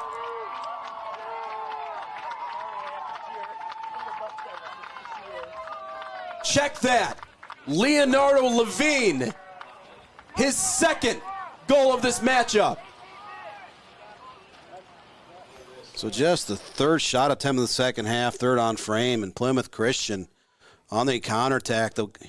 Levine kind of broke free to his left and just chips it over a charging Getz. So just like that, a little bit of cushion added to Plymouth Christian's advantage. They're up 2-0 here. Just about 18 minutes left in the second half. You can see we talked about front flips earlier. How about a back flip? How about multiple back flips? Ooh. So all that hard work by Oakland Christian to try to get back into this game, unsuccessful, and now they find themselves in a 2-goal deficit with less than 20 minutes left in the second half. This MHSAA Blue Division contest. You know, there's, like I said, I've written about the schools and teams. Oh, that went off the post. Vena tries to reverse it back to a player standing up top. And Ermschler, they'll get a throw in here. Tommy Seidel nearly found the distance off of a good deflection. Looks like the rain is starting to fall here once again. Levine, can he do it again? Shut off momentarily. Brandon Pipp on top of that one. 17:20 to go. Levine, kind of a rising star here in the MIAC. There, you know, Nathan, there was 4 players on that All-League first team that came back, and there were 7 on the All-League second team that returned this year. Levine was a freshman last year, so this is kind of a break. Rebound chance. That one also wide. Seidel continues to be in the mix. A little bit slow to his feet. If there's been one option that's created some chances in front, it's been this man. Fighting his way through a couple of defenders. Unable to get that one on target. Adams still pitching that shutout, 2-0. So kick it away in goal. Here's a live look at Seaholm High School. We were previewing this a little bit earlier. OAA Red matchup against Rochester Adams. 7 o'clock tonight right here on the Michigan Soccer Network. That's the JVA game over at Birmingham Seaholm. You talked about all the players that they've added recently at that Adams team. You know, I remember you talking about wait till that team starts to mesh. Right. A lot of new characters, a group that needs to learn how to play together, but Division I goaltender, a lot of players that are going different places, a lot of Big Ten representation, and once they start to gel, you're right, they could be one of the more dangerous teams in that Division I, and got to see them play against Troy, and they did all that and then some. Just a 1-0 finish in that ball game, but showed a lot of potential and a lot of promise. Yeah, if player for player right now, they might have the most talent on their roster. They already returned Reed Dennis, a 6-foot goalkeeper. Great season last year, blew up kind of on the ECNL club team. And then Anthony Page was a third-year starter. He's, you know, starting marking back 2 years ago on their state championship run. Whipple. And they had several other players that started games last year. They had a lot of injuries a year ago, but to pick up 5 NCAA Division I recruits at the same time, these 5 all decided to come back and play high school. 3 of them made the decision last spring. 2 others joined the roster right before Labor Day, so they weren't there the first week or 2, but now they're all in the lineup. They're starting to gel. And if that happens, that could be a very, very scary team. Man, continuing to try and find Tommy Seidel, and he just can't find the angle. Tries this one with his left foot. There you see the look of disappointment, little eye roll as he goes to turn around and walk away. And it's just been one of those games for the Lancers so far. Still a little bit left to play. Now inside of 15 minutes until the end of this one, but 12 shot attempts in the second half and 5 on frame, 2 corner, no goal. That kind of says it all. They have made some serious adjustments in the second half. Just one defensive lapse here just a few minutes ago put them in that two-goal hole, so to speak, and they are trying to dig their way out. Time is not on their side as we're inside the final 15 minutes, but the rain has started again. This is the third time it's been raining in this match, and it just takes one chance for Oakland Christian to cut into that deficit to get back into this game. Just been a little bit unlucky. Maybe an opportunity here, high and wide. So 13 shot again, but continuing to send balls on, which is what we talked about earlier. But, you know, it's interesting. You always look at, you know, the final score of certain games, and you can come to conclusions. All right, it's 2-0 right now, but you kind of said it, right? That doesn't tell the whole story, at least not in the second half. We talked about the value of having this film down the line. There's a lot to be learned, certainly for Oakland Christian in this game. A little shoulder bump. Martin off the ball on one that's kicked towards the box, and it's popped up once again into the hands of Adams. That header went right towards Adams. Adams didn't have to jump at all. That kind of came right to his lap. Not a lot of pace on the header, but Oakland Christian, as they keep sending the ball towards that final third of the field, they're trying to flood that ball into the box, see if they can get anything that will result in a goal, another chance, or maybe a corner kick, something that will give them another chance to create perhaps a goal to get him back into this contest. Whipple, deep lob, headed up.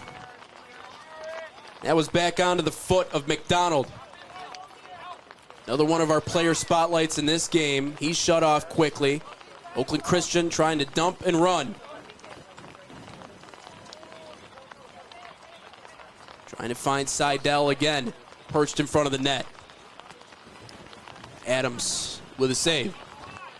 Well, you can get the latest soccer news from around the state each day at MichiganSoccerNetwork.com. Check us out online. Again, that's MichiganSoccerNetwork.com. You can also find us at MI Soccer Network.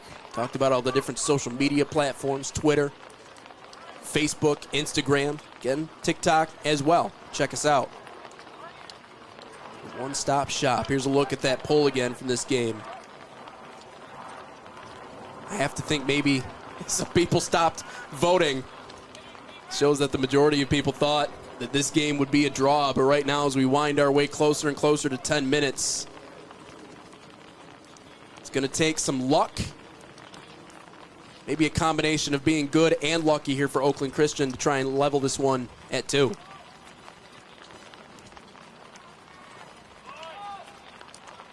Winds its way back towards midfield, just north of 10 minutes. See, as we're getting closer and closer to October, feed. A little bit of change in the leaves on the trees there Levine in the background. Tries to center one. Finds Whipple, a bicycle kick. Won't get to the target. Well, Plymouth Christian is up 2-0 in the game. They're also up 2-0 in the style points department here today. We got front flips on throw-ins. We got bicycle kicks. Out of bounds along the far side.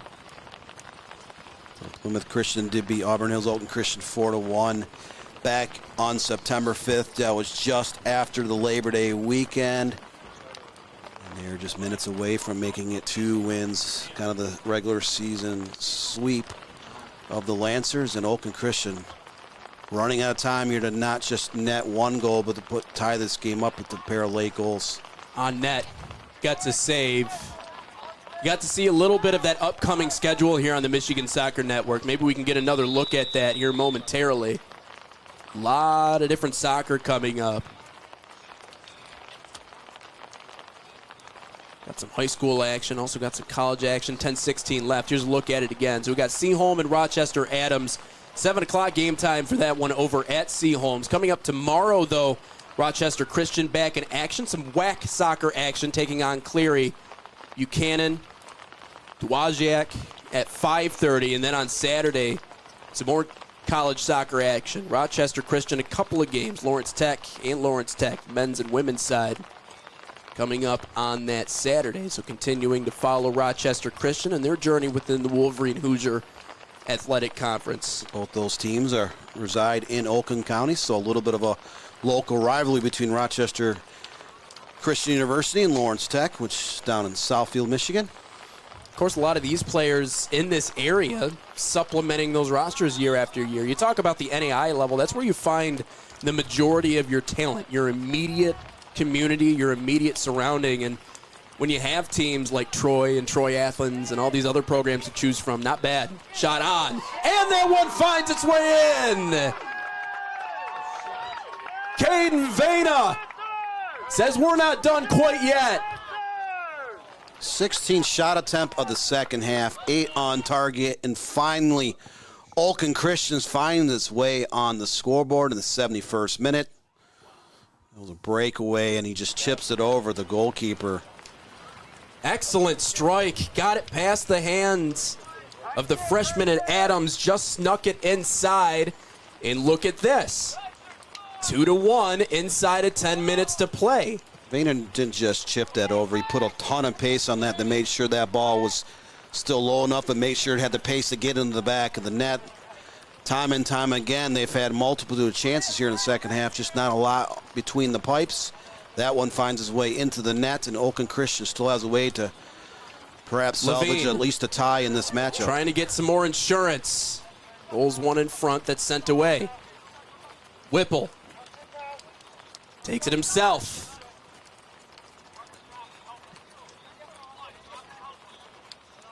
Yeah, maybe not chipped. Might not be the right word in that one. That was scorched on net. A foul this time on the aforementioned Whipple.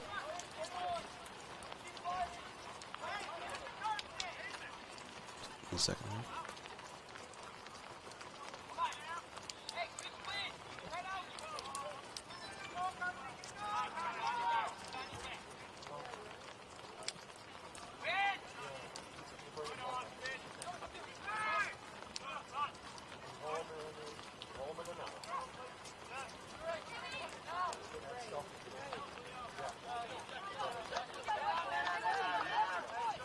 Oakland Christian just probing here.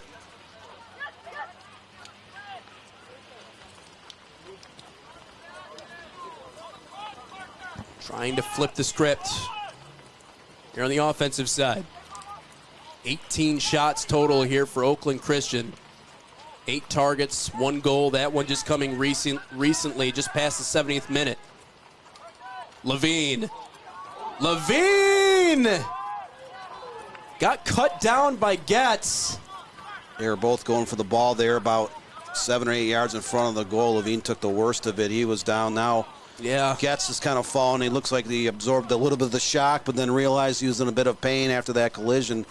Now let's get another look at it here on the replay. You see Levine bearing down. Ooh, little knee-to-knee contact. That'll do it. They'll be feeling that in the morning or later this week. No doubt. I remember my playing day as well. Sometimes the pain might not be bad right away, but that next day or 2 days later, you realize you got a slight hitch or limp. You got a giant, bruise on your outside of your leg or up on your thigh, and never quite goes away. He's a strong kid, though. Again, one of the 3 captains. Here's you get a look at the match stats on the other side. Plymouth Christian, and how about a turn in the momentum? 18 for Oakland Christian, just 14 in this game for Plymouth Christian. And that is such a shift from one half to the other. There's a continue to look at Carson Getz here. But one of 3 captains, Tommy Seidel, Greg Klein, the other 2. As we get another look at this last one, Caden Vena. Perfectly bent and shot. He had a lot of real estate, Nathan. He kind of dribbled up the center of the park, cut over to his right a little bit, and just uncorks one. And they've been continuing to look time and time again for one of the captains here in Seidel, who has been perched in front of the net a few times, just hasn't found the distance. Seidel's one of their top offensive targets. He's one of the 4 returning all-league first-team players in the MEAC Blue, and it's been dangerous all season, just a little bit snake bit today, but there is time for the Lancers. There's a little bit of hope. They were able to cut into that deficit here just a couple minutes ago at the 70-35 mark, and just one goal as it's starting to rain a little bit harder. The rain's kind of come and gone throughout the afternoon. It's the 3rd or 4th time in the game where it has started to rain. As we still have a timeout here. Looks like Getz may have been pulled from the game and he took off his shin pads. Might have had a little bit of a... Yeah, it looks like Getz is out. So if you're Plymouth Christian, Oakland Christian has put a field player, you know, in the net, and it's raining out, you need to, anytime you get a shot within 40 yards, put it on target, see what you can create. Corner kick inside of 8 minutes. So 8th corner kick of the game coming up for Plymouth Christian, 3rd here in the second half. Trying to extend their lead. Can they put the dagger in? Here we go. Low, towards net. Initial deflection. Debus was the one in front. Unable to find its way through. And now, yeah, cats and dogs, whatever analogy you want to use. That's what's going on the field right now. That rain coming down heavy. Can Oakland Christian rein in one more goal on their side? Header towards the net. And Adams able to catch up to it. Tommy Seidel nearly had a chance to put it in, and not that far away over at Seaholm High School. In Birmingham, just, you know, not even 15 miles straight south there, and it's not raining. That just shows you pure Michigan, what we deal with across the state of Michigan, where you could have rain and shine one place. You can go 8 miles down the road. It's got light flurries, and it's windy as all get out. So you never know what you're going to have in Michigan. You look at the forecast, but you're never really quite convinced. That could change in seconds. Whipple. Oh, and the goaltender slipping. Whipple unable to put it in, but kind of look at the conditions that we're dealing with here today. Here's another look. The rain is definitely coming a lot harder, but we talked about that throughout the course of the game. When you have a shot from distance, see what you can get out of it. Again, the goalie slipped it. That ball's on target. It is in the back of the net. Yeah. It's just a little bit unlucky for Plymouth Christian, but you have to be able to do that. Anytime you get a ball and it's pouring rain out, just keep putting it towards the goal. Try to create a little bit of magic. Try to create a chance and see what happens. Maybe too close for comfort. Getz back in goal here for Oakland Christian as he boots that one away as we approach now just 5 minutes to go. Well, how else would you have it between these two teams? MIAC Blue, call it a rivalry matchup between these two teams. 1 goal game, pouring rain just outside of 5 minutes. Buckle your seatbelts. Getz quickly collects. Getz had that injury, so he had to be subbed out, but he returned into the game less than a minute later. Tough kid.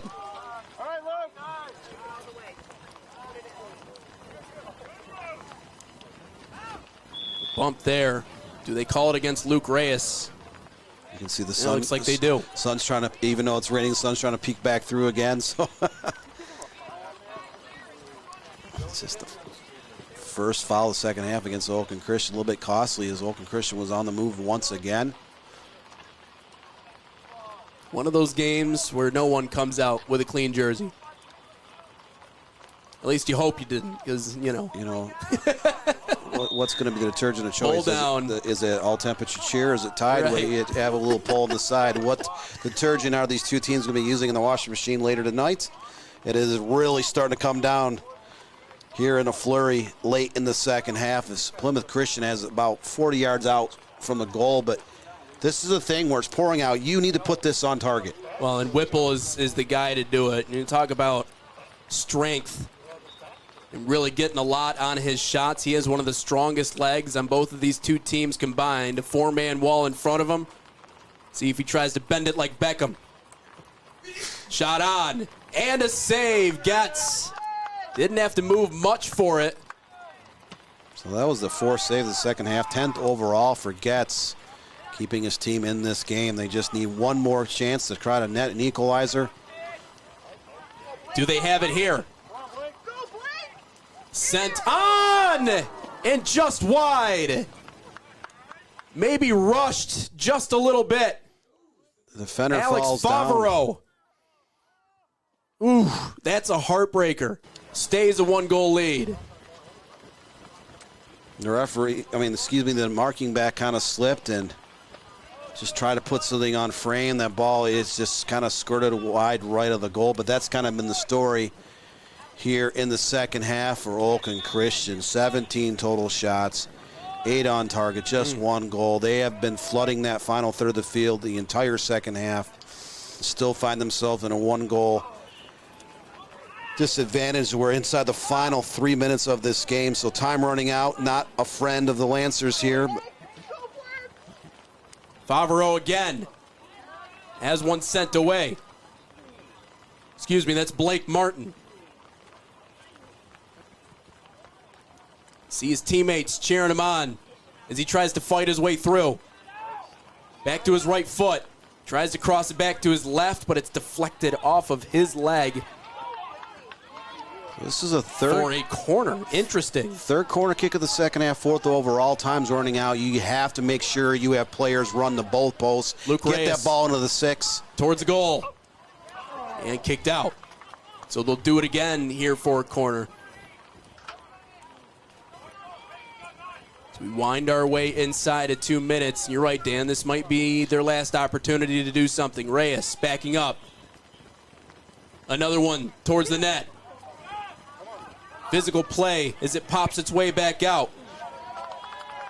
And it will be another corner. So 5th corner kick of the second half, third in about a minute's time as we're inside the final 2 minutes of this game. Again, you need to just put this in the middle of the box and see what can happen.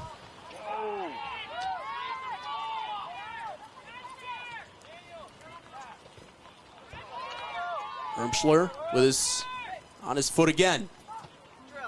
Now a drive towards the net. Adams a save. One of those situations where you just send it as deep as you possibly can, wave everybody off. Try to wait out that last minute 20. Does Oakland Christian have one more miracle in their back pocket?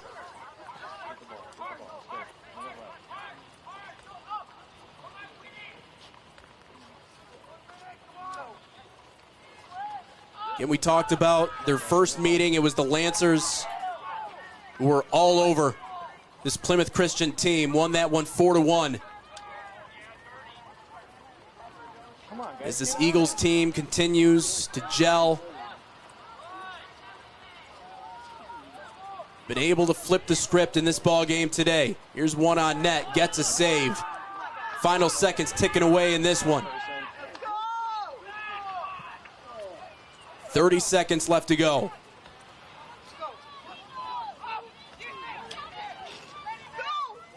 Martin, or Seidel rather, unable to get his way through the defense. There they go back to him again in the corner, being double teamed. Levine with the ball in his foot, 5 seconds left. Another shot on that one too high. In the final seconds will bleed away as Plymouth Christian exacts their revenge on the Oakland Christian Lancers. 2-1 our final score as they're able to get the job done. And it all came down to one Leonardo Levine, 2 goals in this game. First one in the 24th minute in the first half, and then in the 61st minute in half number 2, as we get a look back at him here. That was number 1 on an impressive breakaway. As we run through some of the replays of this game, do have to give Carson Getz credit. Did everything he could to keep this team in the game. And then, of course, the story of the second half. A lot of close opportunities for Oakland Christian, but just no dice on a lot of them. Here's Levine again, tackled hard. That physical play started to pick up in half number 2. A near handball. Adams another save. Again, continued to apply a lot of that pressure, but Levine working it back to his left leg for the second goal of this game, and obviously the deciding one in this ball game. But what a performance by one Leonardo Levine, just a sophomore for this Plymouth Christian squad, and you got to give it to the underclassmen in this game.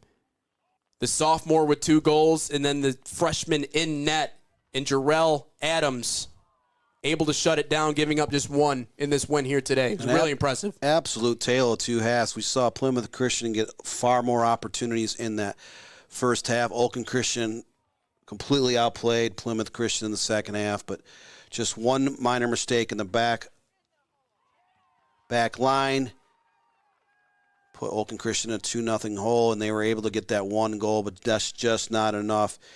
You know, they had 19 shot attempts, 9 on target, and 5 corner kicks throughout the final 40 minutes, just able to get 1 goal on Plymouth Christian defense and goalkeepers. So Plymouth Christian holds on for the MHSAA victory, getting an important 3 more points up in that conference standings. You know, PCA entered at 3rd place. They were 3-2-2 in the league and 11 points overall, so they were just behind Allen Park Intercity Baptist, 12 points, and Bloomfield Hills Roper had 13 points going into the night. Oakland Christian falls to 2-3-1. They still have 7 points, so Oakland Christian kind of fading here late. Just having 7 points, they're essentially going to be knocked out of the conference race. As Plymouth Christian could put a little bit of heat on the front runners in Bloomfield Hills Roper and Allen Park Intercity Baptist. So we're inside the final 3.5 weeks of the regular season already. So we'll see how this conference race shapes up down the stretch. But Plymouth Christian found a way to get it done here today, Nathan. Just more opportunistic in front of that goal, able to tuck a pair in the back of the net, and they walk off the field here in Auburn Hills with a 2-1 victory. Well, and I'm sure you've felt this before. Nothing feels better in any sport than sweet, sweet revenge, and that's exactly what Plymouth Christian did here tonight. They were in 3rd place in the conference standings. Come in, they add another W to their resume as they look to finish this season strong and maybe get themselves into the conversation to win the conference come season's end. Our player of the game, Leonardo Levine, 2 goals in this one. Jarrell Adams just let up 1 goal as Plymouth Christian is able to take the 2-1 victory and draw that season series record between Oakland Christian and this team to a 1-1 draw.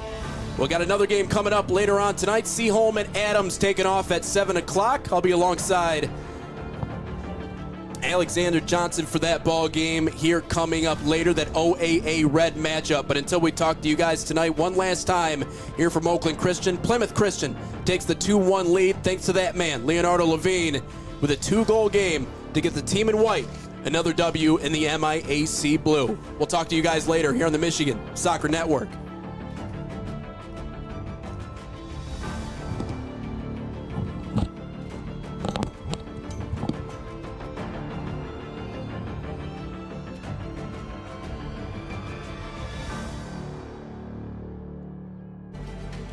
This has been a presentation of the National Soccer Network.